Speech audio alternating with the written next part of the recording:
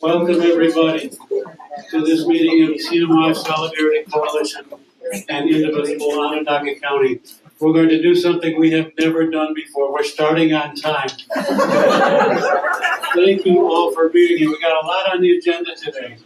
I'd like to acknowledge with respect the Onondaga Nation, the firekeepers of the Haudenosaunee Confederacy, the sovereign nation on whose unceded lands Syracuse, New York currently resides. The Onondaga Nation continues to maintain their traditions, language, and sovereign government as the longest standing democratic government on Turtle Island. So we thank them. Several quick announcements to begin. How many people are here for the first time? Wow! Thank you so much for coming. Okay. This is how our meetings generally run. 2 one-hour segments. The first hour is announcements and then a presentation and some discussion. The second hour, generally, we break up into committees. And so there will be our committees, and Tom Keck will come up and send people off at 3 o'clock to the committee meetings. Right now, we should be out screaming and demonstrating against one more immoral, illegal war.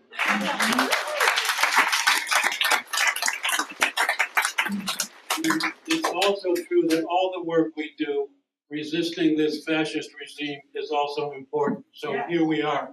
Watch the newsletter, call Schumer, call Gillibrand, call Mannion.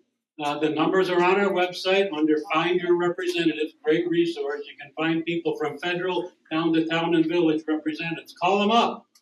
Tell them what you want. And watch the Peace Council for news of more demonstrations and rallies on that. Thank you. Jurgen, you're up. Hi, everyone. My name is Jurgen Baeza. Hello, can everyone hear me?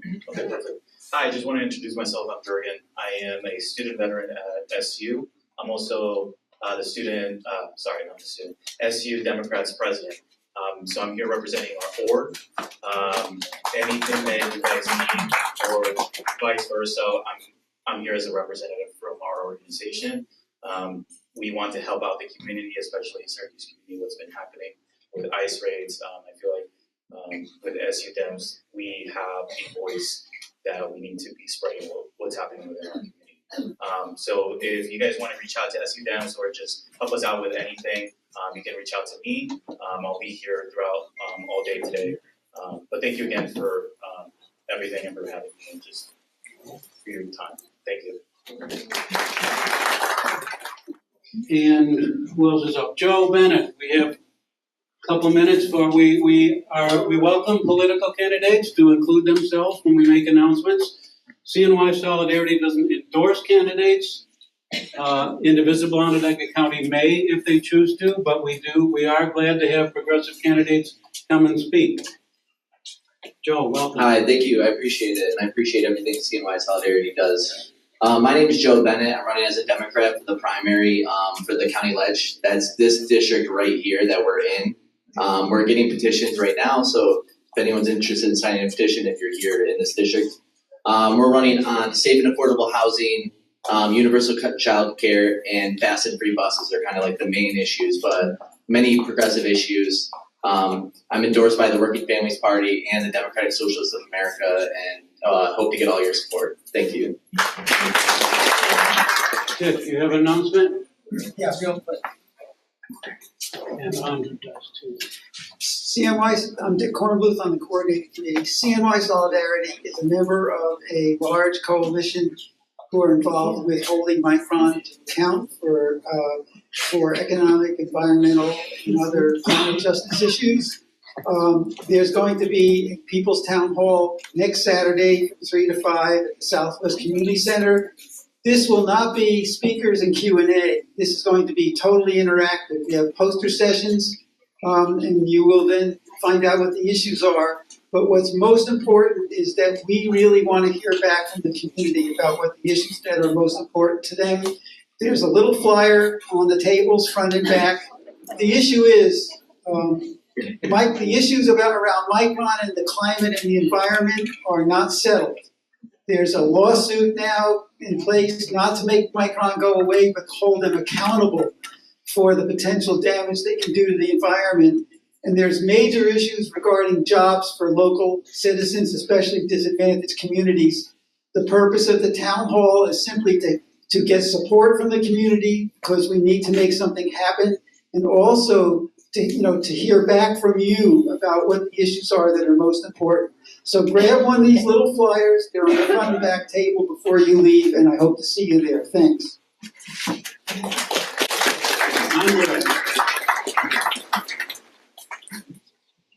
Hi, my name is Andra. I'm with Alliance for a Green Economy and also the Renewable Heat Now campaign.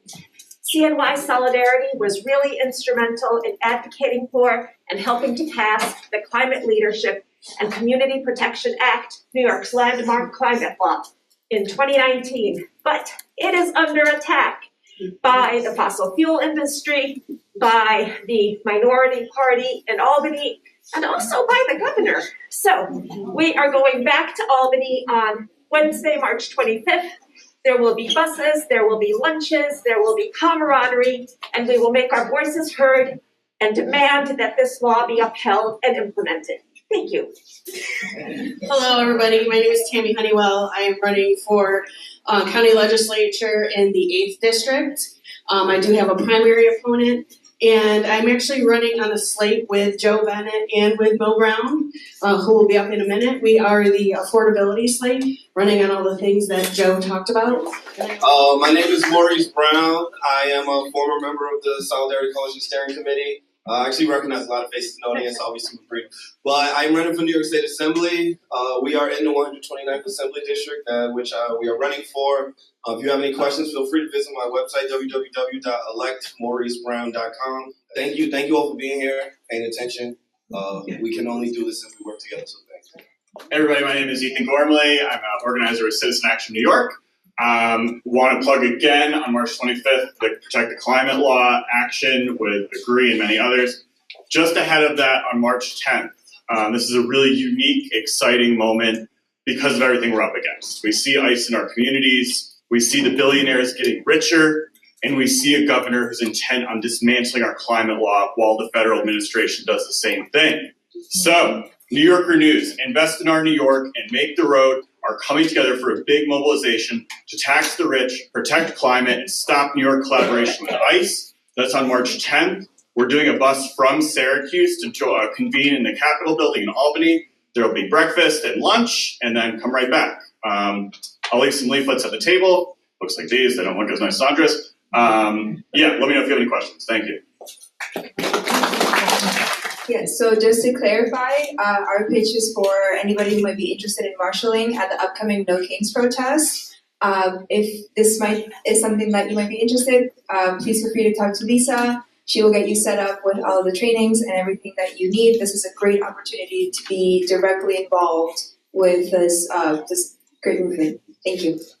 Yeah, we have a training this coming Saturday from 9 to 12 for both medics and marshals at the Fayetteville United Church. I am going to turn the meeting over to Margaret Luttinger from now until a few minutes before 3, and she will be presenting a panel that she's been working on putting together with our outreach committee.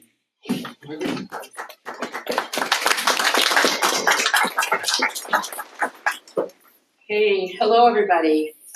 As Peter, is this working? Yes. Okay. As Peter said, I'm with CNY Solidarity, and I'm glad to be here to talk with you today about something that has gotten quite a bit of press in our community recently. Just make a footnote to know that we began our work to review the situation long before some of the notoriety that we're seeing in the media right now. So we predate that. Parents are alarmed at the local emergence of something called Club America in our high schools because they are created and controlled by something called Turning Point USA. But before we get started, I have a question. Can I see a show of hands of people who really don't know what Turning Point USA is, or TP USA? You've heard of it, but you really don't know what they are. Can I see a show of hands? Okay, great. And how about anyone who's never heard of Club America? And how about, how many people here have children in high school? Okay, all right. So for those of you who have heard, I'm confident that you're going to still learn some things today, some information. And for those who haven't, and those who have heard will learn some more, and those who haven't, I think there's a lot for you to learn. I'm trying to stick to my notes here because we're on such compressed time today. Club America is a high school program developed by Turning Point USA. They have quite a panorama of educational programs. And it isn't quite what it appears to be at face value. And that's what we were hearing, and that's when we started looking into it. The structure and the charter and the operations aren't quite the same as maybe what we're all used to in the schools and extracurricular clubs that we've seen in the past. A lot of people think of this as civics, and where they learn about their government and they do community work, which is good, right? Learning about our government and doing community work is good. But the question is this what's going on? Our Outreach and Education Committee heard about this and started a deeper look into the concerns we were hearing in our community and found there is some cause for concern. That's why we're here today, and to share what we have learned and to educate ourselves on Club America. We announced this originally as because we care, and that's because we care. We care about our students, we care about our academic institutions, and we all care about our democracy.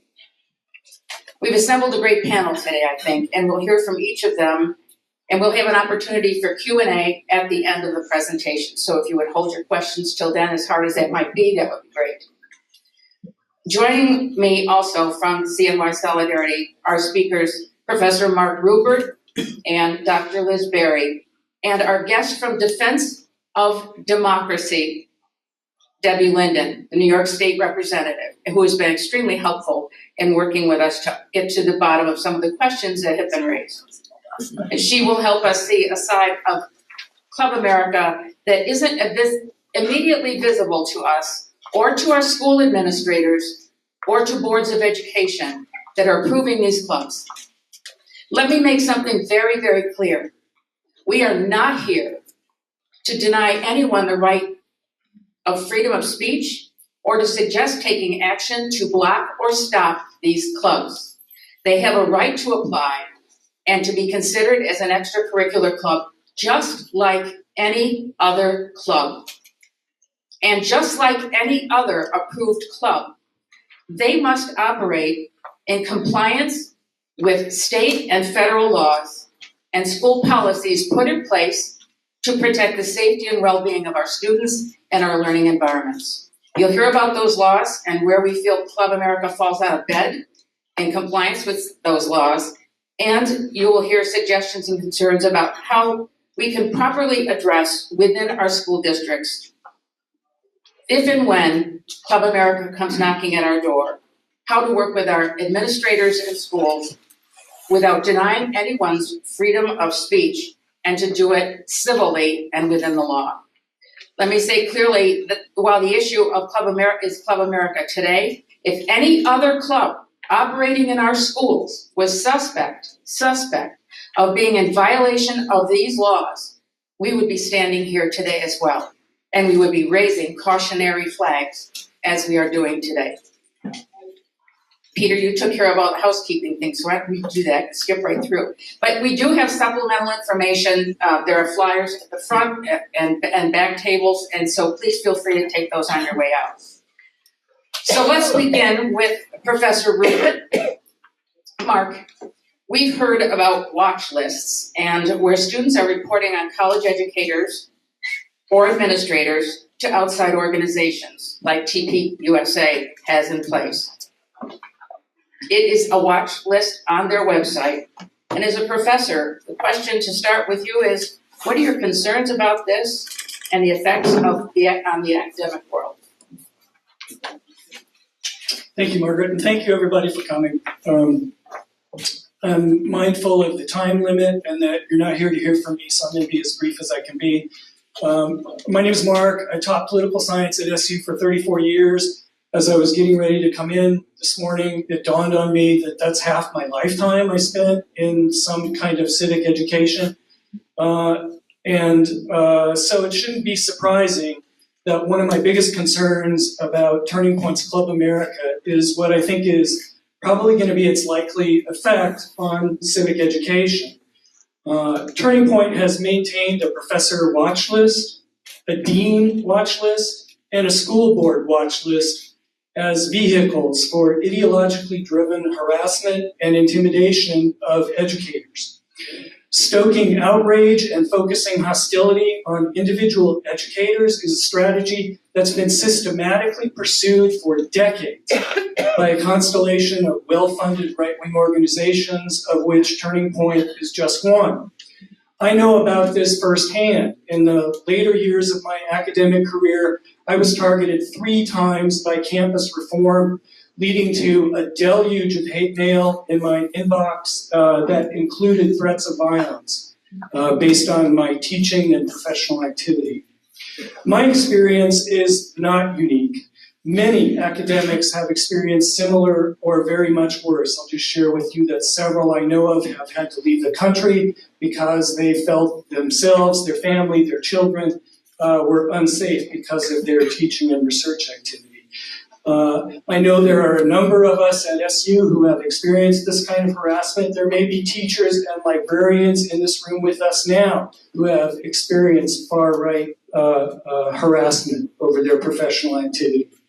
So with that in mind, imagine high school teachers contemplating all this and wondering how they should teach the history of racial discrimination or the January 6th insurrection or any one of a large number of topics that you can imagine would arouse the hostility of MAGAs. Imagine the very real possibility of organized groups of student informers linked to Turning Point USA and present in many of the nation's high schools. Some educators might be willing to risk their careers or even their safety to teach the truth, but I suspect the result will be an overall chilling of classroom speech, what can be discussed, what can be taught. So I'm left with these questions. What will be the effect on civic education, not just for the kids in these clubs who are going to be force-fed, prepackaged right-wing propaganda, but for every kid in the school whose teachers may be afraid to tell them the truth about American history and American politics. And as Turning Point spreads its reach across the country into the nation's high schools, what does that mean for the future of American democracy? And I'll just leave you with those questions. Thank you.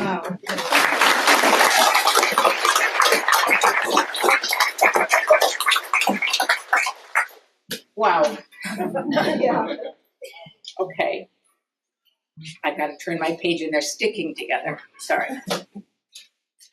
We all thought we were pretty smart in high school, right? I mean, my parents thought I was just a genius kid, and I thought I knew all the answers. But I kind of found out as I got older, I really didn't know all as much as I thought I did, and my parents got a lot smarter. So what about our young adults and their capacity for taking in information, distilling things, being impressed, and making good decisions? I'm glad there's nobody like here under like 16, because they'd be very offended to know that they're not as wise as they think they are, but their day is coming.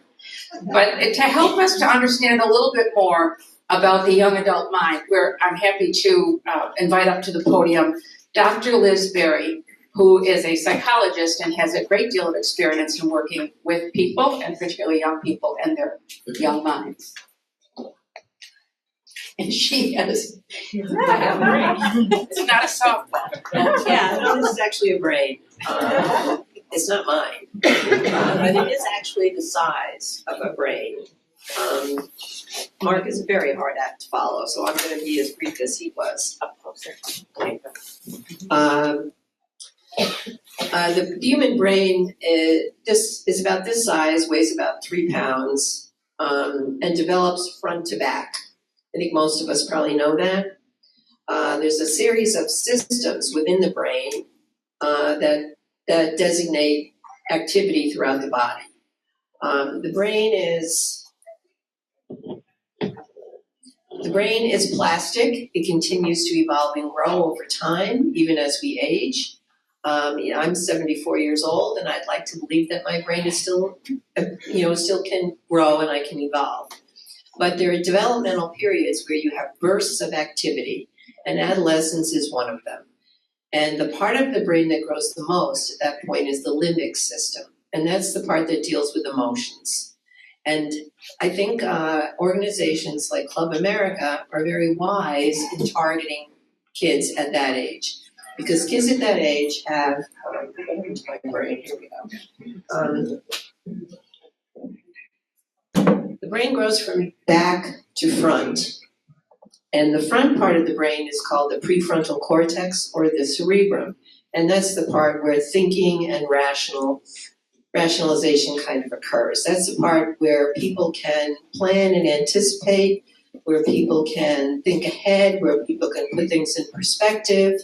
And that part does not really completely grow until we're almost 30 years old. My dad, who didn't have the benefit of college but worked with young people throughout his career, used to say that kids had half a brain until they were 30. And as time went on, we found out that was true. As we developed fMRIs, functioning MRIs, and we found out how the working brain works. The kids are not capable of rational thought until they're close to 30 years old. When adolescents are geared primarily by the limbic system, which is controlled by two main organs, the amygdala and the hippocampus. And the amygdala is a very small organ. It's about the size of an almond, and it crosses both hemispheres. And it's connected to the hippocampus. And the amygdala is the emotional center of the brain. And that's the center that develops during adolescence primarily, which is why kids are so emotional. And then that's where also emotions are labeled. And that's why I think Club America has looked at the kids during that age, because that's where kids define how they feel about things. And then from the amygdala, it goes to the hippocampus where it becomes stored, it becomes memory. So that as stimuli comes in, the amygdala, based on what's going on around them, defines it, puts a label on it. This is something I should be afraid of, this is something I can accept.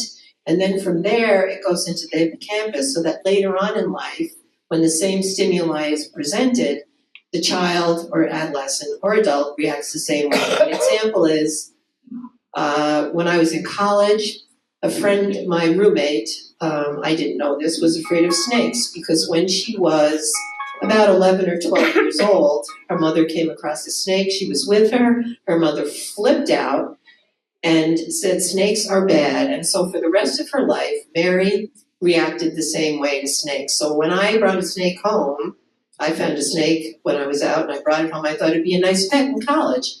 So I open up a box and Mary sees a snake and she absolutely blows her mind. And that was because she learned when she was 11 years old that snakes are bad.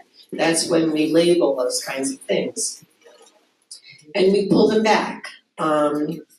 So Club America, these kids are very vulnerable at that point because that's when their emotional development is being programmed. And that's when they define, that's when they label, and that's when they remember. It can change over time. The brain is plastic. It can change over time, but the factors, what you learn during that period of time is difficult to move away from. It takes a lot of education. The other thing I wanted to talk a little bit about is the difference between teaching and indoctrination. And I'm going to use myself as an example. When I'm 74 years old, I went to Catholic school my whole life, and we did this thing called the Baltimore Catechism. And the Baltimore Catechism started out as who is God? And then it went on to explain different things that happened and how you should believe things. And the Catholic Church at that point was really good at that. They had these little states. We had limbo, that was where babies went who were not baptized. We had purgatory, which is kind of where you went when you had a misdemeanor. In the legal world, it would be a misdemeanor. So you went, you died with some venial sins on your soul, and you went to purgatory, and hopefully somebody prayed you out to heaven. Otherwise, you stayed there for a long time. Or if you committed a mortal sin, also known maybe as a felony in the real world, and you were not forgiven, you ended up in hell. And the Catholic Church was very good about indoctrinating people, and it was fear-based. Because if you did something, if you weren't baptized, my friend Linda Weiss was Jewish, and she wasn't baptized. And I was told that she was going to go to hell because she wasn't Jewish, she was Jewish, and she wasn't baptized. And I believe that because it was indoctrinated. It's the only thing I learned at the time. And I think Club America organizations like that are trying to do the same thing. If that's all you hear, then that's what you believe. The other thing is that's indoctrination. And that tends to be fear-based. It tends to discourage exploration. It tends to discourage critical thinking. It tends to discourage curiosity. Teaching, on the other hand, is something that my kids went through. They went to Catholic school these days. And they went to a local Catholic school that promoted difference of opinions, exploration, looking at other religions, looking at other points of view, looking at other perspectives. And so they developed what's called critical thinking. And as time went on, the critical thinking, the things that you learn during your adolescence, then you tend to believe them because you can't balance them out with prefrontal cortex, which says, maybe you should think about this, maybe this is not exactly truth, but that hasn't developed yet. So this is a prime time where kids are extremely vulnerable to learning different things. And once those things are labeled, they tend to be difficult to get rid of. So it's and the other thing that I found interesting, which maybe parents don't believe, is that the single biggest factor on an adolescent development, the person who where the most power are parents. Parents have the most, kids don't want to tell you that, but you have an awful lot of control over how kids turn out. For example, when people say, I hear my mother's voice coming out of my mouth when they're dealing with their own children, parents have a lot to do with that. So this is a time when parents need to pay attention to what their kids are learning, because the kids don't have the wherewithal to make sense of this, to put this in perspective. They hear it. And kids at that point, the primary purpose of adolescence is to separate and to individuate, which means to move away from your family and figure out who you are. And they look around, and the things that influence them are first parents. Parents are the strongest influence. And the next thing are things that they put high value on, like clubs, church groups, activities, coaches. They put a lot of value on that. And as much as children at that age are also exquisitely self-absorbed, they believe that everybody pays as much attention to them as they pay to themselves. But at the same point, they want to be part of something. So they want to move away from their family, but they want to move into something that they can feel a part of. And Club America, I think, is very good about drawing kids in to that kind of making them feel wanted, making them feel important, helping them to determine how to view their world and essentially view themselves. So adolescence is a really important time in terms of development. And it's a really important time for parents to pay attention to what their kids are doing. And I think that's my biggest message is pay attention to what your kids are doing. Because this is a critical point in their development. So that's all I'm going to say.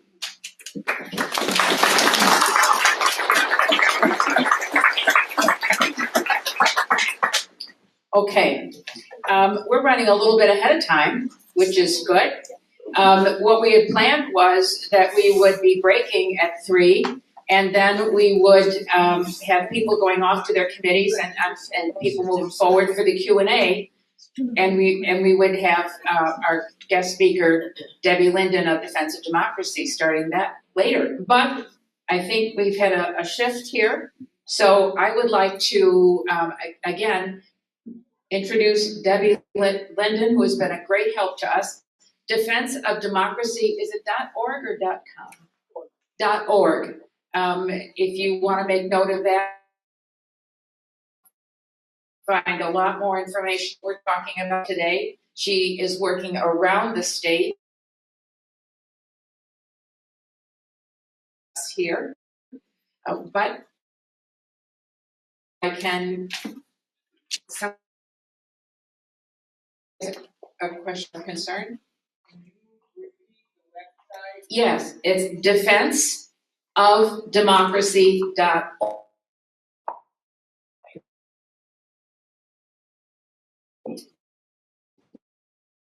Okay, that we're, away you go. Thanks. Oh, I don't have to tell it, but okay. Hi, I have cards and everything if you need to talk afterwards or you didn't get the website beforehand. I'm gonna be bouncing around, so this is gonna be pretty tough. Okay, my name's Debbie. I am the New York State liaison, community liaisons for Defense of Democracy. I go all over New York. Yeah, it's gonna be hard. It's gonna be hard, sorry. I'm not used to holding a mic. I'm used to like teaching in front of kids. If you wanna stand here and hold it, go for gold. I don't know. People in the back want to hear. Oh, definitely. I mean, there's no way That can be a perfect mic. you might stand. Okay. Defense of Democracy is the first national organization to be formed in response to Moms for Liberty. We value free speech, we value teachers, we value the public school system, we value libraries. We are here to promote democracy.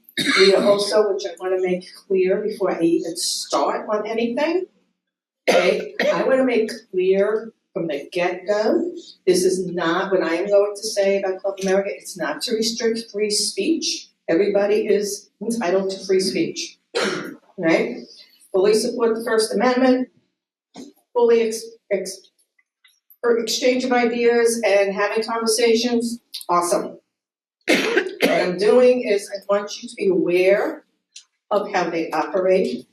I want you to be aware that you can go to your school board and say, hey, this is what's going on. There may be some legal things that they are not doing correctly. We want you to look at this. Okay, so this is what it is. I'm not saying, let's stomp them out on a rail, okay? I'm just saying I'm gonna make you aware of what is going on with them. Okay, because they are not as warm and fuzzy as you think they are. Okay. All right, first thing I'm gonna do is I'm gonna tell you how a club is started, compare them to other school clubs, and then go from there. Okay, everything I have and everything I'm going to show you comes off their website. So I have something to say. Okay, first thing that you do is they want to start a club. So they go on the website and they fill out a form. Okay? They fill out a form and the form also says they give their info, contact info, WhatsApp, and it says check a box of I am 18 years old. Now, I don't know about you, but when I graduated high school, I was 17. All right? So, and a lot of people, you read through stuff and you see a box, those little agreements, which want to play a game or whatever, agreement, you're like, yeah, no problem. All right. In New York, my understanding of the law is that there is no repercussions if they hit that. Okay? That would be on them just for checking the box. So, you can't get them, you can't say anything about that. Then after that, they fill it up. Oops, it's okay. Okay, I didn't know what that was, sorry. Okay, Oh, okay. Right. Then what happens is, according to school policy, they then have to fill out a form and they have to give a charter. So they come out with a charter constitution. They also come out with a charter agreement. These kids have to fill it out online, and it goes to Club America. Right? What happens though is that when they fill it out, because usually when they go to the school, like, hey, I want to start a chess club, and the principal goes, cool, okay, this is what you need to do. Right? They have to go and fill out all these things. They have to fill out first name, last name, phone number, emails, advisor, because you have to have a faculty advisor, so they have to find one. Right? And they fill this all out with all this info. Name, address, phone number, stating that they are 18, okay? And they send it in to Club America, to Turning Point, right? Now, when you go to school and the principal says, great, we need a faculty advisor, okay, they go get that. And then it's, okay, now they have to fill out a form. And some of the things, and this is from their book, some of the things they have to do is they give you questions. Okay? Well, if you go in, and this is their chapter book, taken off their website for fall of 2025. There isn't anything newer, I checked the other day. Okay? Answers to schools commonly asked questions. When you're applying to register for your new club, the Student Government Association may be required to answer a few questions about your club and its purpose and its value. Every school is different, so we're here to help, and they give you answers to the questions that they normally ask you. Oh, boy. Okay, such as, what is the purpose of Club America chapter? What kinds of activities do your chapter partake in? How do you plan to fund your group? And all that. Now, I'm going to backtrack a little. Any club that does this, any club that starts out, you have to fill out these forms, you have to do this stuff. Okay? Chess club, the same thing. You have to have a chapter agreement, you have to have all these things while you went to the club, it goes in front of the board, nice, cool, lovely. Okay, that's what they do. But now it gets a little different because Turning Point asks them, well, you have to submit the chapter constitution to your school anyway, but you also have to sign one and turn them in to Club USA. You also have a chapter charter agreement, like I told you, with all these stuff. Then you have a charter agreement, it's due every year. It is from June until May. Every year they have to fill out a charter agreement. Right? So on top of telling the school, now I don't know what the school policies are different all the time. But they have to do this every year. Okay? Not as warm and fuzzy like I said. Okay, now on top of this, they have, like I said, answers to your common questions. Okay. Then you have to set up accounts and things.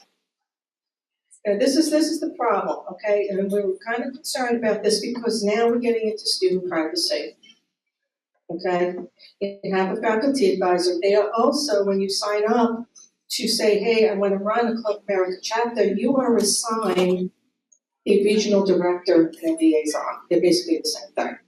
So on top of talking to your faculty advisor going, hey, this week we want to do blah, blah, you have to go to the advisor for Club America, the regional director, and say, we want to do X, Y, and Z, and it has to be approved by them also. This is not a student-led club, in our opinion. Because students would do all this stuff, like a chess club and say, or whatever, and say, hey, we want to do X, Y, and Z. Cool. Do you have to run to the principal or anybody at the chessboard association or something and say, is it okay if we do this? No. Okay, now on top of this is where I was saying student privacy. They also ask to develop and maintain a membership database. Now, I don't know. I know when I went to school and I joined a club, nobody asked me for my name and my contact info when I joined a club. It was usually, hey, you want to join? Okay. So basically they say it's important to have and organize an accessible membership database. So we recommend organizing a membership database on Google Drive in a Google spreadsheet, so that your file is backed up and multiple people can access the database as it is updated. So now little Susie's gonna go in. Little Susie now is going to be giving her first name, her last initial, and contact info, which they are keeping. I have a problem with that. Okay, okay. We also recommend tracking each member's grade level and or graduation year. If you're doing this, be sure to separate each item and keep this up. I don't know who says that, but I would be concerned with my child. This is a concern, student privacy. Okay? Then, on top of this is my fave, we have external communication. You are encouraged to have social media, right? They want you, first off, in fact, you can't change the name of Club America. There was an article of a kid in Saratoga Springs, I believe it was, that applied for Club America. Principal was like, you can have it, I just don't like the name, I don't want any backlash, can you change this? And he was like, no. It has to be Club America. So you have to use their branding. Yeah, if it was a chess club and they said, well, we want something else, you sit around and go, okay, we'll just call it board games or something. No, you have to use Club America. Instagram account, right? Club America requires that chapter Instagram handles follows the standard format at TPUSA and in parentheses, the school, okay? So now you have to use that branding for your Instagram, your Facebook, Twitter, whatever one you decide to use. Okay, so you have to do that. Some school policies, because there was one, that said that any school, like their Instagram page or social media, has the name of their school on it, that they have control of it. Which was fine, but now you have a problem because in very small print, it says ownership of chapter social media accounts. All Club America chapter social media accounts are property of Club America. While these accounts are managed by chapter leaders, Club America reserves the right to take control of these accounts in certain circumstances, including, but not limited to, cases of inactivity, misuse, or violation of Club America policies. Chapter leaders are responsible for maintaining appropriate use of these accounts in alignment with Club America's mission and brand guidelines. They also have to give their password and all information to their regional directors. That now could violate student privacy. It can possibly violate student privacy. Okay? So we have all that going on. I'm just telling you as I'm going through all this stuff, and then I'm going to tell you the legal aspects of why we're concerned over this. Okay? Let's see, another thing that we have, oh yes, they can write a press release. Okay? Let's just do that because we were talking about watch lists and everything else, okay? You go on the Club America page, it looks really warm, fuzzy. If you were a board member, and I have to be honest that if I was a board member and had 10 minutes before a board meeting to go to see if I could approve it, look and see, it looks warm and fuzzy.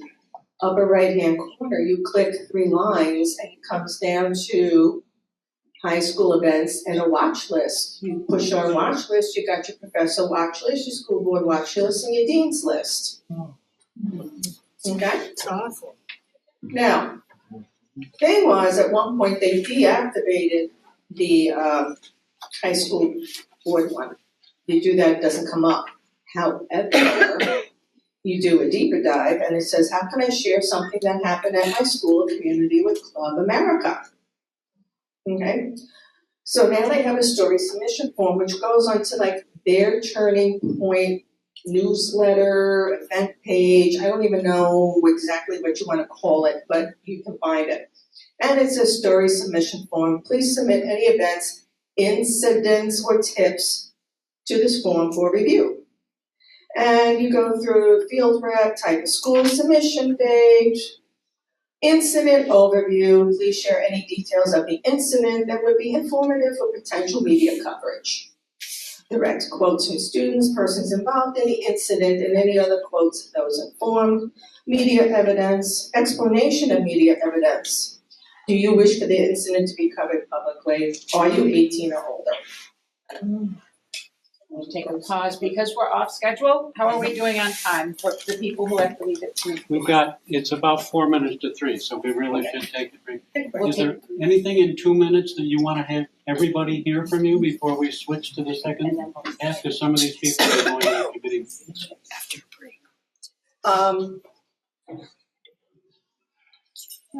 No, I basically, I think, what I want to do is I'm trying to keep you informed. If you have to go to a committee meeting or something else, look at your school policies and see what social media is like for, because that is one of them.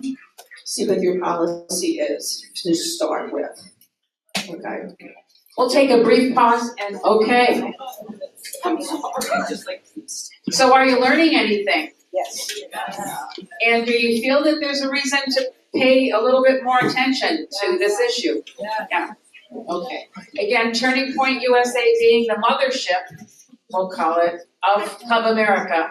And so that influence is there in materials that Debbie will be speaking about.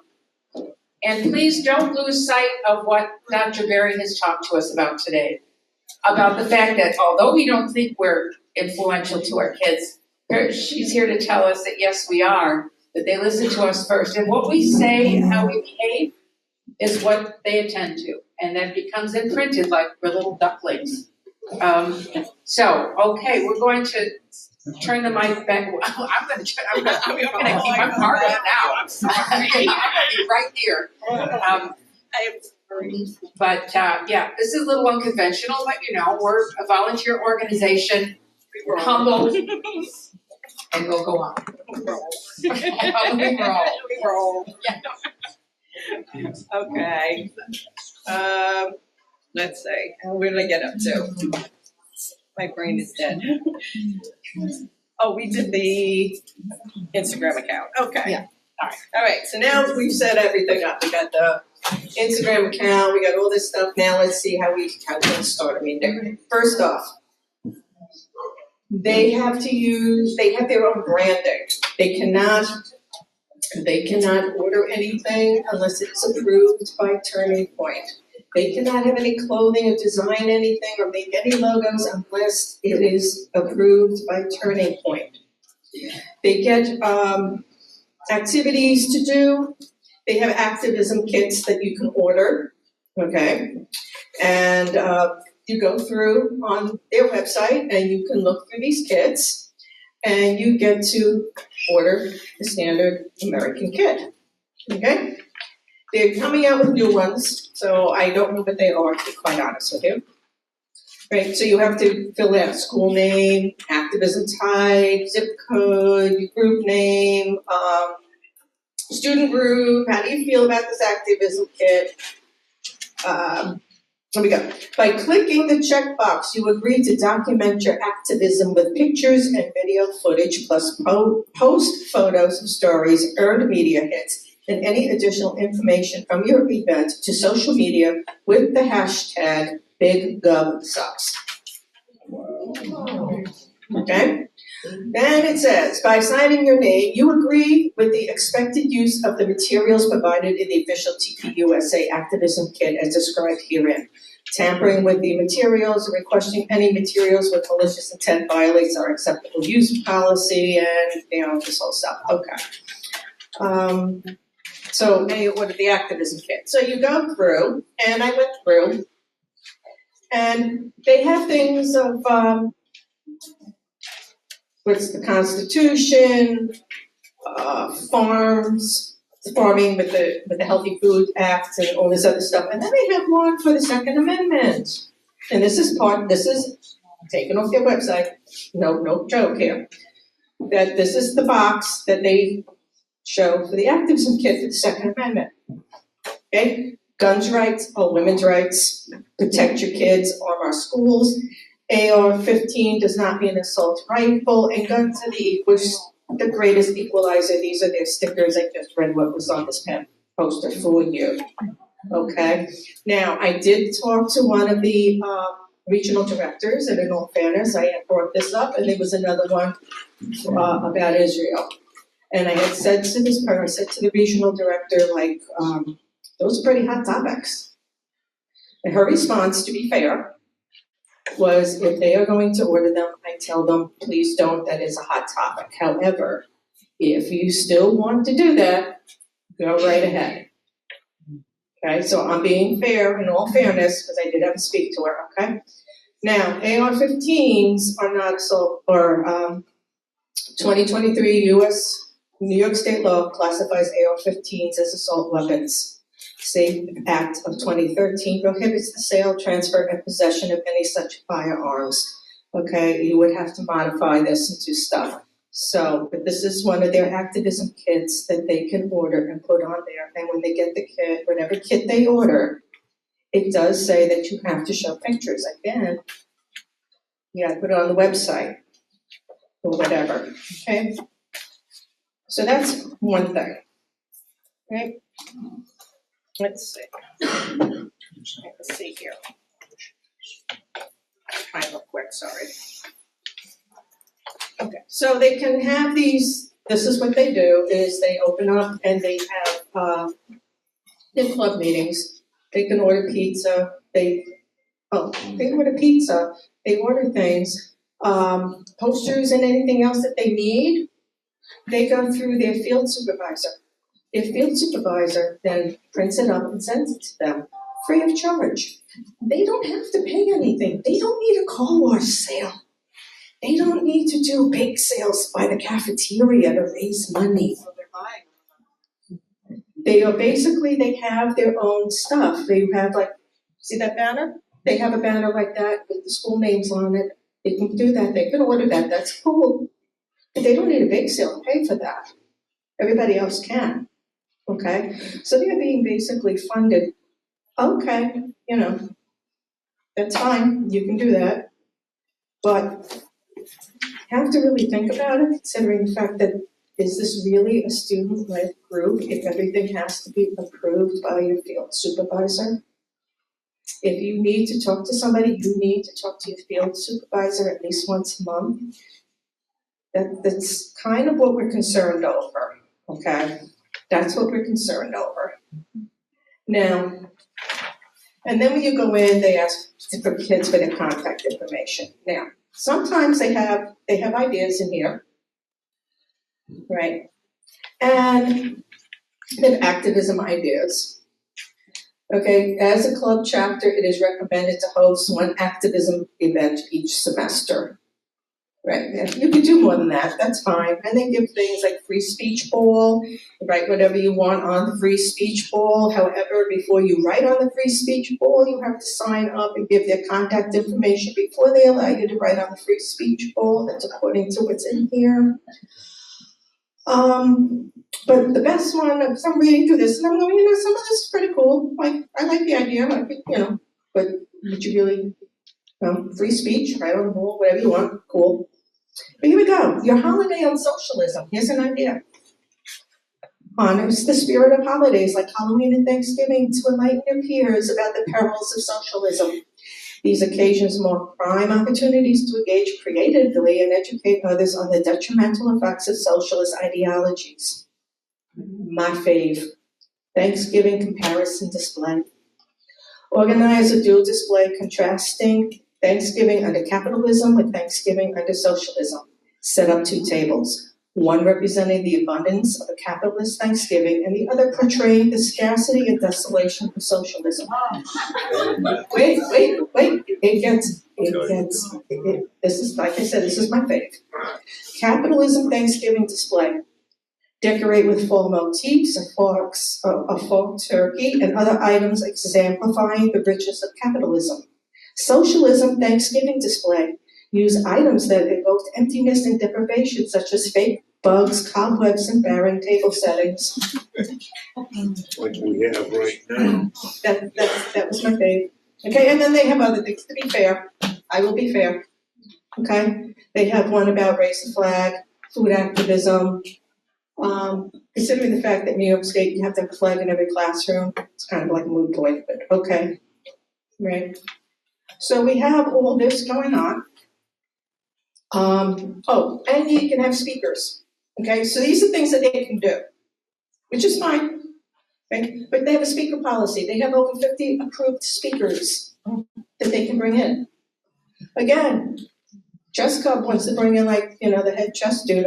Not really, whoever it is, I don't know. I'm kind of making this up here with the chess thing. But let's just say a club wants a guest speaker for something. Okay? Whatever it is. They have to do some fundraising to get him in. You have to, it says here, Club America requires the chapter's request of prior approval to hosting a speaker. Club America must approve the event before the chapter books the speaker. Okay? So again, is this really being student-led? Because you still have to get approval. You have to get, obviously, school approval to have a speaker come in. But now you're going to go to Club America. And they will fly someone in. All expense paid.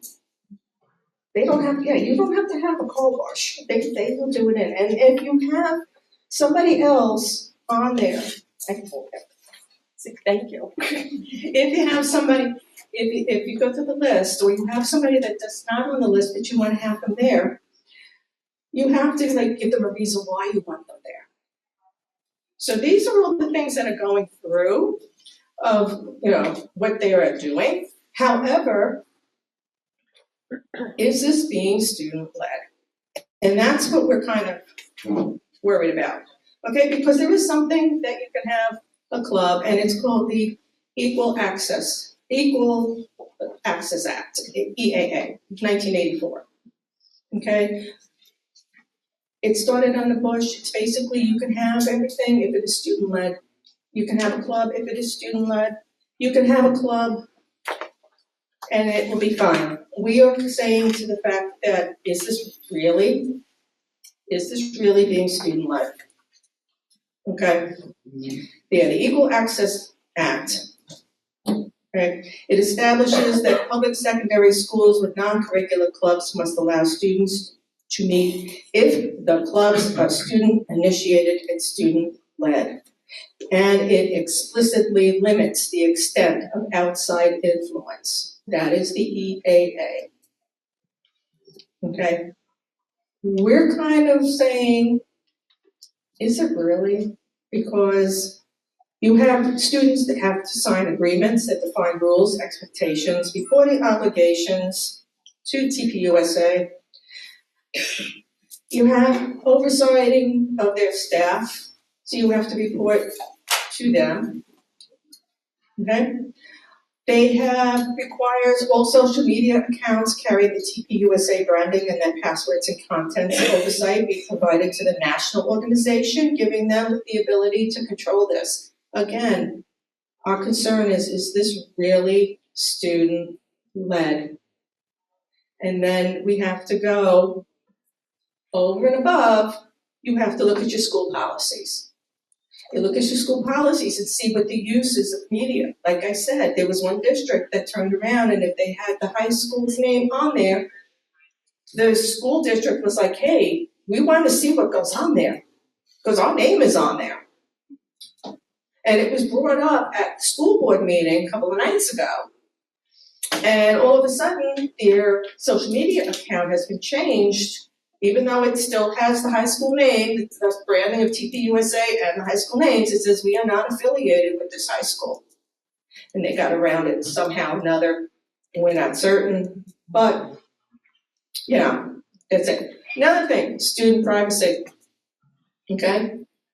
When they put stuff on here, and I forgot where it is exactly, but I can find it later on, that if you put anything on your social media and because of the fact, or you send in the stuff, it now becomes property of Turning Point USA, which they claim therefore can go without compensation, on their fundraising material, on their national website. Now, if little Mary is not allowed to have a picture taken, and she goes to one of these meetings, and they take a picture because they have to take a picture also to show that they had a once a month meeting. Now, little Mary's parents have signed a form with the school at the beginning of the year saying we do not want our child on any social media or anything else with the school. Now, Mary goes to Love America. There is no, and I looked, there is no form that these children sign that say, or parents sign that says, I give permission for my kid to have their face on your social media account. So now little Mary is not supposed to have this picture taken. She shows up for one of these meetings. Do you think little Mary's honestly going to turn around when someone goes, hey, group picture, what's going on social media? Is she going to go, oh, no, it's over here. No, can't do that. Or is she going to go, photobomb, yeah! Okay, we all know how this is going down. Got a phone call. Stand there with a Okay, hold on, let me get rid of The this. school is not looking at it because now social media is not theirs according to policy. Again, you have to check the policy. And now it becomes property of TPUSA. We have a violation. Settings. So is this safe? Is little Mary now all of a sudden, because she, after school, it's gonna be on Instagram, like, next thing you know, she's like on the front of, or she's on Facebook. How do you know? There's no names, all right? I have to be honest. They don't put names down. But if somebody can turn around and go, hey, is that Mary? And who can have it? So we're concerned about student privacy. Okay, that's one thing. We're concerned about the fact, again, of is it student-led? You're doing all this stuff, right? You're having the logos. You have to report to everybody. And another thing, I forgot to tell you, they have Patriot points. Okay? They have Patriot points. So they earn points for doing things. You get another school to open up a Club America because you went to your buddies and you said, hey, this is really cool. They get some points. They rack up points. You have more meetings or whatever, you do an activism thing, you get some points. And they could redeem them, okay? When I spoke to one of the students that is in Club America, she turned around and said that they got a ring toss set, which is okay, But she was like, yeah, we got a ring toss set out of the deal. The higher they go, the ultimate goal that they're looking for is to get no expense paid to their yearly conference. Okay, so they kind of earn points so they can do this. And I don't think it's fundraising. That's my personal opinion. If you're gonna have, like, how does chess club, does the chess club have that? Does National Honor Society have, points for showing up? No. Is this student-led? Okay. Yeah, and again, under the Equal Access Act, it's like you have to submit periodic reportings of meetings, you have to do this stuff. Press releases, that whole other thing I showed you about, incidents that you can go on and it goes on their website or something. Again, is this student-led? Is this student privacy? This is our concern. Okay. The school district, the one that I was telling you about, that they had to change the Instagram account and everything else, the superintendent turned around and said, we're still gonna have the club. All well and good, more power to you, great. We're not doing, It's fine. We're just trying to let parents know, we are trying to let the districts know that these are things that you should be concerned about, especially over the EEA and FERPA, which is the private student privacy, to have your school districts look at their policies. Okay, this is what we want you guys to do. This is what we're trying to make people aware of, is look at your school policies. They're on your websites. You can go through them. Some are written really, really well, and others I actually scratch my head and say, who wrote this? This is horrible. But go through your stuff. Go through the student code of conduct. One school district says that anything that is handed out has to have written permission by the principal. Make certain that it's carried out, not for this club, but for all your clubs, because you don't want just single everybody. Let's make it across the board for everybody. Let's all have this fair and square for everybody. Okay? So you go through that. Go to your school board meetings. Say that you express concerns. Ask them for the attorneys to look over and look through this stuff like I did, like I just told you about. Look through it. Have your attorneys look through it. Make certain that you are not violating your students' privacies. Make certain that you were following the EAA. Okay? Is it student-led? Because if it isn't, they can say no. Okay, my understanding, I'm not an attorney, but my understanding is they can say no. There are court cases that you can use to tell them, hey, have your attorneys look this over, make certain it's on the up and up. If you still want to go ahead with it, more power to you, okay? Free speech, I have that, I got that. We just want to make them aware. We want to make kids aware. Kids are also afraid. Safe School Act. One student came to me and said, I know I'm different. I can walk through the schools and I can turn around and just say, I know there's kids here that don't like me.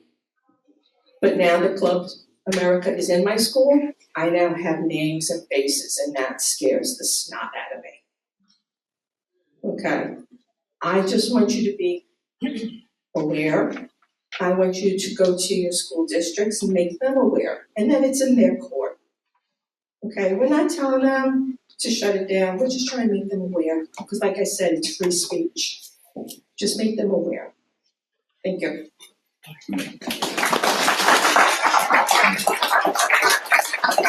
Okay. So what you heard was there's a very significant thing about, is this student created, is this student directed, is this student initiated? And when compared to other clubs, this one comes up a little short on that.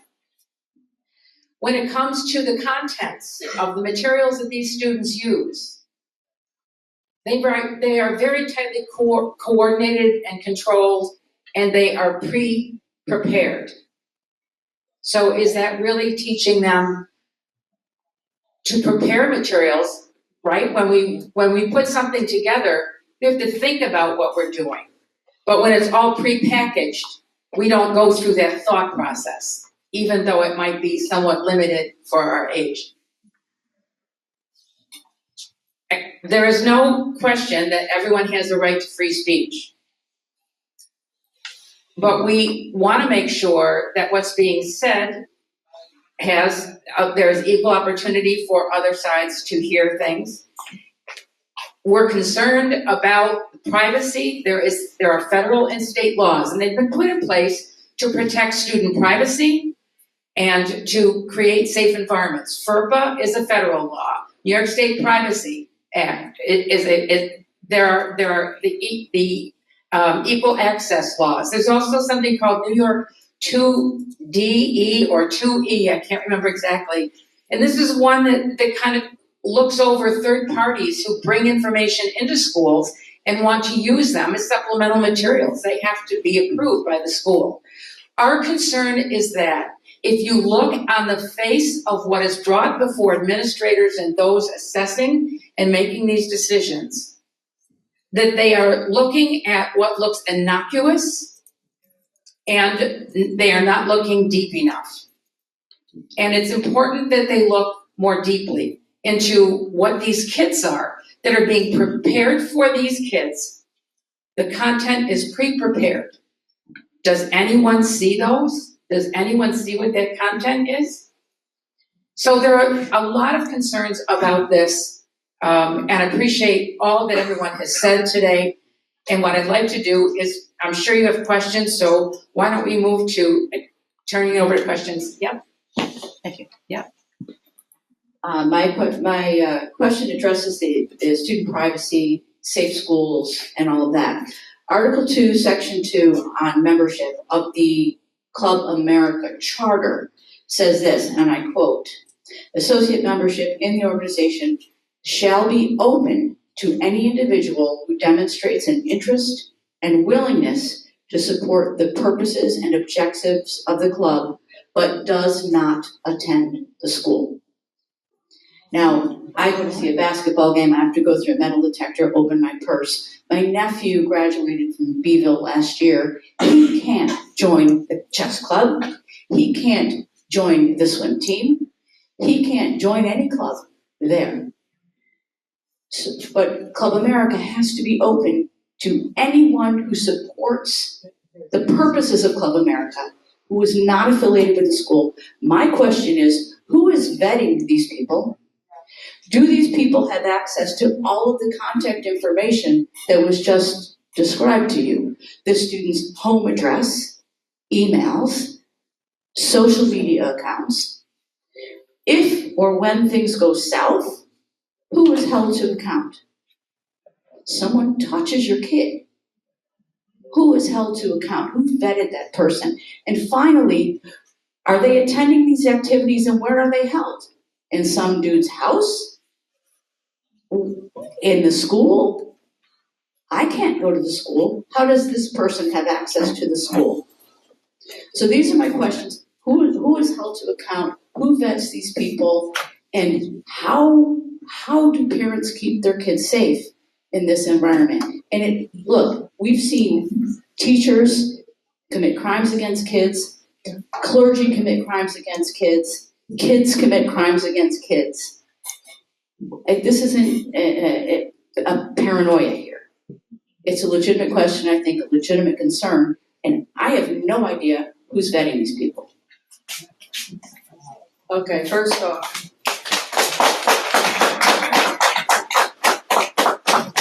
school club is a school club, that's for students. However, if the school, for some reason, says no, they can form what is called an activism hub. They go through the same thing, they fill out all the forms, they fill these charter agreement, they have to find a space, be it a church or whatever. And then they can have their club afterwards, because in one spot, I believe it's the Berkshires at one point, nobody wanted, the schools didn't want them in, churches didn't want them in, anybody didn't want them in. I saw it on a post on one of the directional leaders' Facebook pages. But you can, if the school says no, you can have what is called an activism hub. So homeschool kids, all right, so there is some where they are homeschool kids, obviously they can't walk into a school and go, hey, I'm here for the club, that's not gonna work. So they come up with an activism hub, and they do it that way. And again, it goes through the same thing, they have to find somebody to do this and hold it in a place. Like, I'm just gonna use this as an example, I know it's not working here, so that's it, okay? But let's say I wanted to start one. I can come here and say, I want this space, okay? Like, I would like to hold one here. And I fill out all the forms, just like the kids do for the school. And I get a hold of the regional director says, yeah, no problem, you have somebody? Yeah, I have, the community director for whatever, the town or whatever, he's gonna be the advisor. Okay, no problem, bam. So I can have the same thing, except that it's not being held in a school. So your point of somebody walking into a school saying, hey, I'm here for the club is not gonna work, it's not working, okay? They have it, what is called an activism hub, they do the same thing. So that's not a concern. It's like students are in the school, the activism hub is afterwards. They usually gear that for homeschool kids or places that they turn around and say, no, we don't want it in the schools. I have a question. I don't need that. We've talked about this for a lot of minutes here now, and nobody has said anything. Yes. As far as I'm concerned, the elephant in the room is that nobody has said this was Charlie Kirk's organization. When you were asking people, do they understand, who Turning Point is or Club America, nobody mentioned. And I think he's the key person that people remember, unfortunately, because he was assassinated. But that tells you a lot about this club. It's divisive. It's not for everybody. It's divisive, and there's no reason. I mean, I retired from Beeville Schools, a librarian at Beeville Schools, and that is clearly divisive. And I don't know why we're dancing around, whether it's student-led and stuff. I think those things are important. I think you guys have given us lots of information. But I think this is really serious. We were having it say it's Charlie Kirk's organization. Well, it's not an argument. No. I agree with that, but it's what some people remember when I sense that there were people that didn't know what Turning Point was. And maybe I'm wrong. But anyway, I mean, I think one of the things that I do look back on is that, when I was in high school, and I want everybody to just put a picture of your best friend in high school. Right? Think about your best friend in high school. How many of you knew whether they were a Republican or a Democrat? Right, and this is what they're trying to do. Okay. All right, I'll be quiet. Can we just pass the mic back? We have somebody here that wants to speak. I just want to say a quick thing. There's a guy, there's a staff person on the staff of TPUSA named Nick Coca.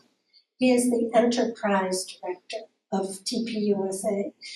He has a video, you can look it up yourself, that says TPUSA promotes Club America as a tool for high school students who want to be the next Charlie Kirk. Well, it's a white supremacist. Let me just answer your question. I mean, whether a person is a founder of an organization or not is not a reason to have a club or not. As much as we may disagree with other people, the fact of the matter is that there are laws that are in place, as we've talked about, and those laws are established to protect it and our learning environment and our students. We can't walk in and say, I don't want you to have your club because Bob Hope was or somebody was the head of it, and we don't like his politics. He always went, right? We can't do that. What we can do is this. Number one, know the laws. We are a society built on laws, at least, well, I don't know. Sorry. Okay. We are a society built on laws. And if in fact you have an issue with any club, then you have to deal with that within the confines of the laws established. And when those clubs violate those laws in the execution of the operation of their club, you have an issue. The other thing we're concerned about is that our administrators are busy people. They are not looking as deeply as they need to. If they look deeper, and we'll maybe share a little bit more about that, they will find that there are things that are in violation of school policy or are in violation of federal or state law. But again, no matter who it is, Charlie Kirk or Charlie Brown, we cannot say that that's a reason. This is still the United States. This is still a democratic country, and we do have freedom of speech. But when you break laws, there will be accountability. But you asked us to be aware. I think in order to be aware of this whole thing, he's important. Yes, it is, of course it is. And as I mentioned, there are flyers around at the tables for people for supplemental information that will speak about some of these things. And let me go with a guest here. Here, I got it. Okay, got it? Okay. We have to be, Oop. not only do we have to be aware, but we have to be ready for this, because I just moved from Florida, I had to get out of there, I couldn't stand it. I was a teacher for 39 years, and I saw what Mom Celebrity did. I worked in 2 counties lower than that, and they came in and wreaked havoc. And they got rid of all the books, and right there, people started realizing who's Democrat, who's Republican, and so on. And it went on for so long, it's just starting to turn around now. We need to be aware, and you need to probably make some committees. So as soon as a club has suggested they want to be in the school, we need to have action groups that go in and say, these are the laws that they're breaking. Because if we wait too long, it's hard to play catch up.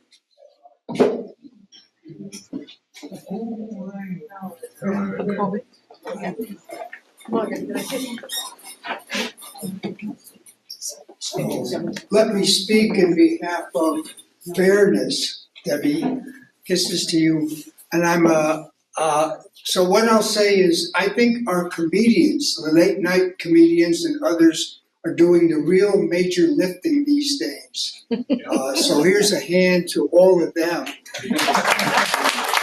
Jimmy Kimmel, Stephen Colbert, shout out to all of them. My personal, and I think our honor to the retired Baldwinsville librarians. So here's to the librarians, to the school teachers. My wife is a former school teacher. I'm a retired psychiatrist. I'll stand whatever shame I need to stand, but I'll say I tried too. Okay? But what I want to say is about fairness. We use a lot of words, and it's sort of like, oh, we all nod, like we know what is fair and what isn't fair. This nation, from my point of view, is not built on laws. It's built on power.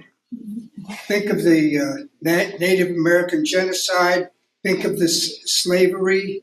Think of how all of that history is submerged, if not hidden.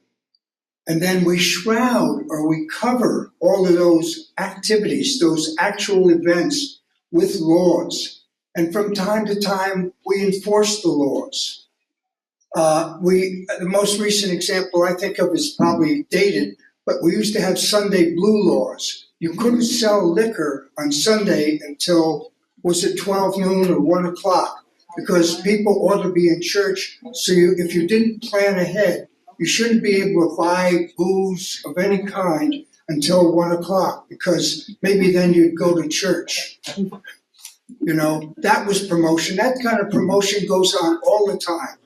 I'm named Carl for Karl Marx. So my ears perked up when there was that little issue about let's shame socialism. Back to the comedians. I think the comedians are the ones that give me, anyway, and could give us the inspiration. I would join if I were a student and I had encouraging parents. I would join Club America.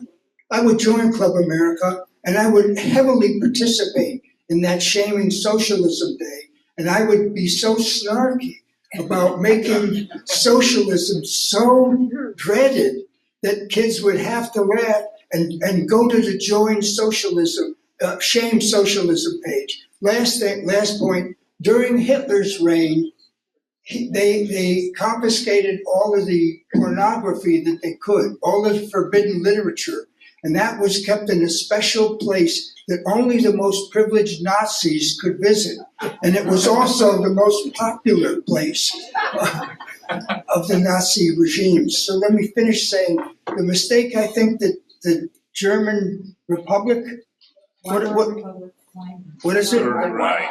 No, the present. What's German? What's Germany? We say Germany, but what we mean the present German government. Federal Republic. Federal Republic of Germany. The Federal Republic of Germany. They have a law. So it's not total free speech because you cannot openly espouse Nazism. Yeah. And I think that's the biggest mistake they made. And therefore, Nazism, of course, is covert. It's the forbidden fruit. It's what all of the teenagers go to when they don't like their parents. And which healthy teenager likes his parents? 17, we're the dumbest. I've got to ask Yes. your grandfather. We're dumb. We should have had him on our panel. Yeah. Oh, Thank you. I want to give Debbie a chance to respond to some of the things that have been said. Okay, first off, not saying that they're breaking laws, there's a possibility that they are. It's up to the school districts to look at the laws, look at the court cases and decide for themselves if they want this in there. Okay, I am not turning around going, they broke the law. I'm saying that it's possible. Okay, it's possible based on court cases that a coalition partner of ours, New Jersey Public Education Coalition, the founder, Mike Gottesman, is a retired attorney, and he came up with looking at this stuff. He came up with the FERPA, possible FERPA violations, possible the EAA violations. We just want the school districts to look at their policies, look at FERPA, look at the EAA. Because if you violate the EAA, or you violate the FERPA, and it can be proven, they lose all federal funding for that school district. So they really gotta dot their I's and cross their T's. So that's what we're trying to tell them is, look, look, if you let them in, fine, then it's on you. So Debbie, you're saying it's up to the parents to then go to the school district.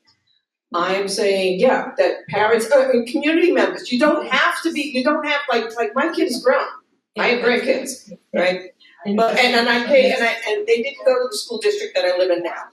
But I can walk into that school district and turn around and say, hey, I pay my taxes, okay? I pay my taxes, and to be quite honest, if I really wanted, if I didn't want to use the FERPA and everything else, I can turn around, because we've had this discussion with coalition partners of, hey, when people come to look at housing, they want to look at the schools. They're gonna do, maybe they do a deep dive. I don't know, maybe, if you're not familiar with the school district, and I'm gonna bring my kids here, I want to see what the schools has to offer. Oh, you got a Club America. No thank you, even though it looks like my dream house, no thank you. You can go up there and say that to them too. It's just to make them aware that these are consequences. They could be possible consequences, possible ripple effect, right? But again, it's just like book bans. When you have a book ban or something, and you go into the board meeting and you go, hey, I don't like blah blah. I would like blah blah book removed, or I'm against the book bans, which we are. This is why we expect the book to be in, and the school district can turn around and say, no, thank you, we take it out. Okay. Go to your school board meetings. This is what I'm going to tell you to do. Go to your school board meetings. Even if you don't have a TPUS, a Club America, just say, hey, it's going around. I want you to be aware. I want you to look at your policies. I want to make certain that you're aware that this is what's going on. Okay? You are then on public record to say to them, hey, I just put you on notice. Now it's up to you. Ball's in your court. Okay? Email the people too. If you want, which I'm telling some people in another school district to do, is email your board members and your superintendent this concern. We have templates. We hand them to you, and I can modify it to school policies or something. Or you can modify them. Send them. Then go to your board meeting and say, hey, by the way, I sent you these emails. I want to read it to go on record. Okay? You are now on public record saying, hey, please check and see if you have all the clubs, okay? I'm not talking you can't, because if you just say just TPUSA Club America, they could turn around and say, hey, picking on us. We want it across the board, okay? Let's not pick and choosy things, okay? If your school policy says that you need written permission from your principal to pass out any information, pamphlets, whatever's, I want it, of course, I want the chess squad to do it, I want the cheerleader group to do it, I want everybody to do it. Okay, but I wanna go on record. I wanna make certain that you're checking everything, I wanna make certain you're doing all this. You go on record, they turn around and then you say, hey, you have concerns, but my suggestion is not just for TPUSA, for all of them. Balls in their court.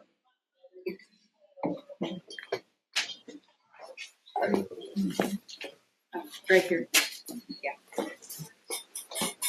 I just wanted to say that you also have to make the social media aware of what is going on here, because many times the social media is going to turn around and they're going to be completely clueless. They're going to be saying, well, come on, I mean, this is freedom of speech. They have the right to have their clubs and espouse whatever point of view that they have. And a lot of times you find out that the school administrators are completely clueless about what is going on. And they say, well, as long as they follow the procedure or whatever, then we gotta let them in. But the fact of the matter is that you have to drive home the point that this is not a student-led organization and that there is a great violation of privacy in these these clubs. Yep. And as long as the parents understand that, and as long as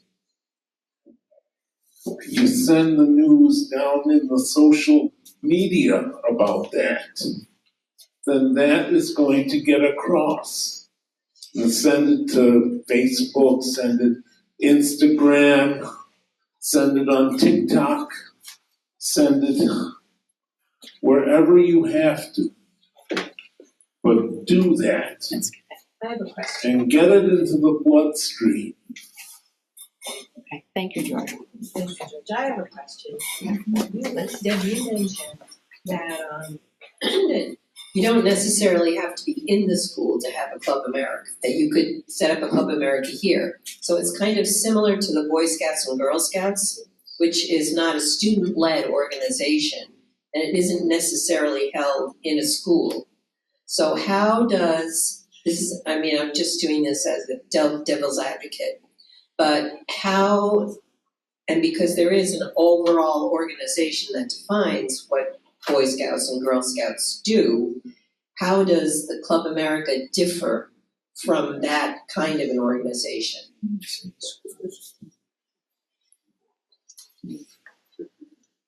I'm not in favor of Club America, but I'm because. No, I get it. Boy Scouts, Girl Scouts, or what is it, Scouting America now they call it. The EAA is for middle school and high school, okay? The Girl Scouts and Boy Scouts are elementary school. So if you want to go in there and start screaming, yeah, it's not student-led, yeah, well, no, I'm just saying, okay, just to hear me out first, is because, you can't have 6-year-olds turn around and go, hey, you want to run a club? You know how that's gonna work, okay? The activism hub is there for outside of school. Can't do too much about that, unfortunately. Okay, they can start an activism club. They have hubs. I think Utica's got one actually. You can't go in there and say it's not student-led because of the fact that they're not violating that. They're no longer violating FERPA or anything, in my understanding, because it's not in the school. Okay. What I'm saying is that now you brought it into the school, and that's where these laws come in. So Boy Scouts, Girl Scouts, and everything else, after I have, in all the years of me teaching, I have never seen a Boy Scout, Girl Scout hold anything in school, after, middle school, high school, it's usually outside. So it's a whole different set of rules. That's how I'm gonna look at it. Okay, but Turning Point could technically do the same thing if they wanted to. They could set up an organization similar to that in a place different from that. I think the difference for me is that Boy Scouts and Girl Scouts, have defined rules. And they don't discriminate. I mean, they, usually if you join Boy Scouts or whatever it's called now, you're a boy or you're a girl. But other than that, I don't think there's any kind of discrimination that occurs once you're within the organization. I mean, I was a Girl Scout leader for a long time. And, but this is different. Club America is different in that Boy Scouts and Girl Scouts do not give information to a large organization. They don't do pictures. They don't, do all the things that you were saying. They don't violate kids' confidentiality the way these do. So I think there are some really big differences, but I just think it's something to think about because they're smart and they're going to come back with different things.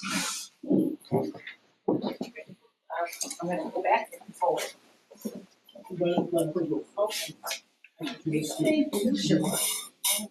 Hi, I just thought I'd stand up and say something because a lot of the people in this room aren't around my age. You know what I mean? I thought it was important to speak for the youth, and I am a member of the Baldwinsville Central School District. I have been around these clubs, the major one, during what we're here to talk about, and it really is as bad as you think, just from a student perspective.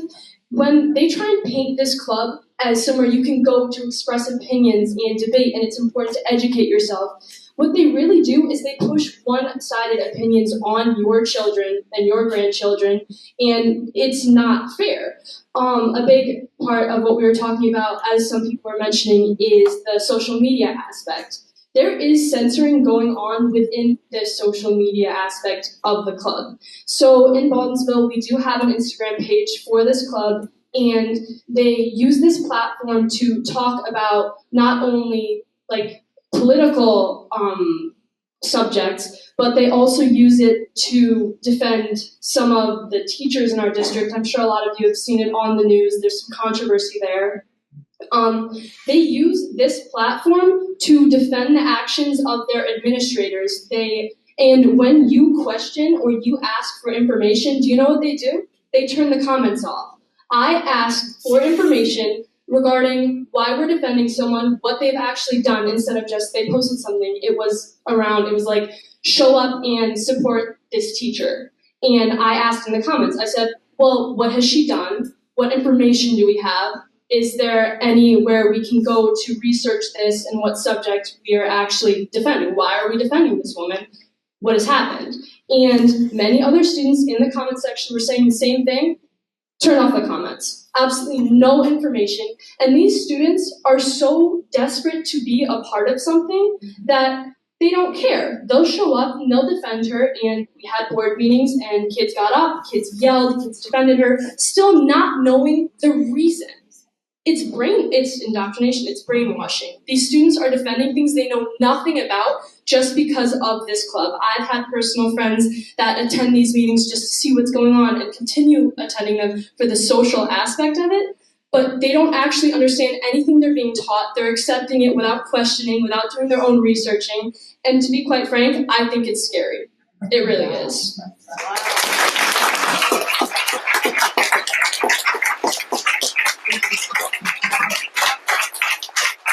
Thanks for that. Thank you for that. And it's not, we're not disagreeing that there are some things that we would find unacceptable. What we're saying is our right to challenge it has to go through a legal proceeding, not just, I don't like what you think. And I thank you very much for speaking for the students and for your After this, what do you think?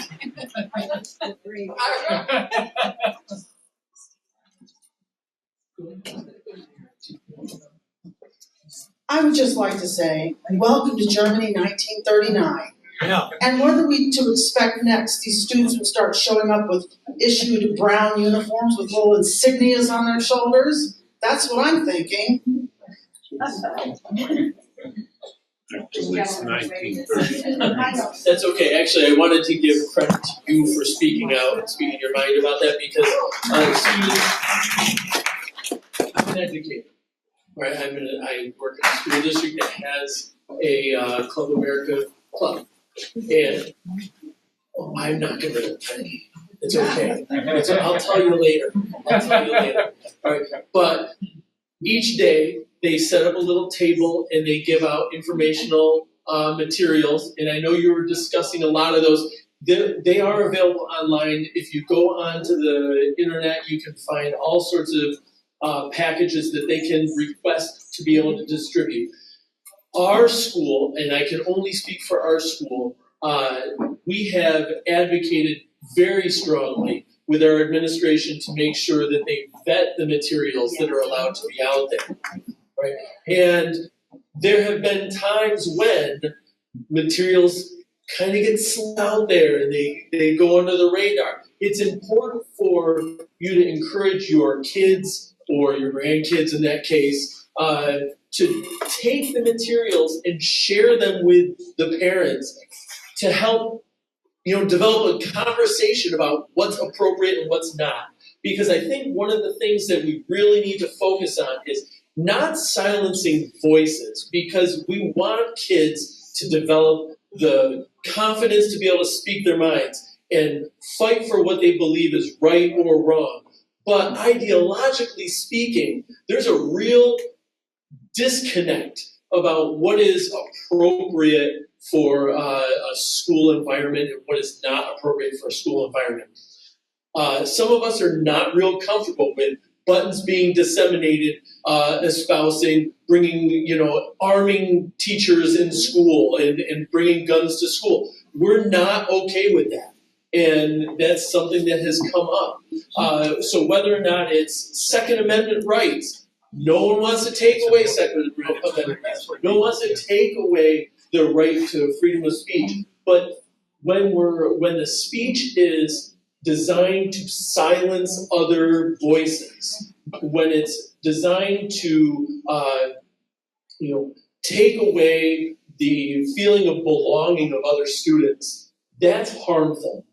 And that's what we really need to be focusing on, is whether or not school is going to be a location where everybody can feel safe and able to participate and learn, or whether or not certain individuals are being targeted because, whether or not they feel socialism is bad or Democrats and Republicans are good or bad.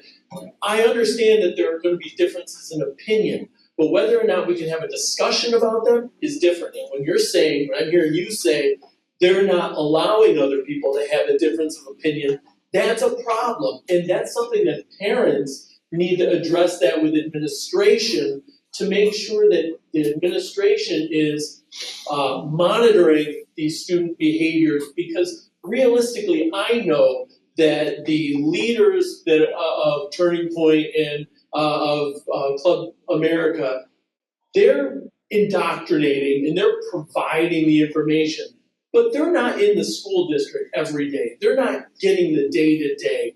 They're just pushing the agenda.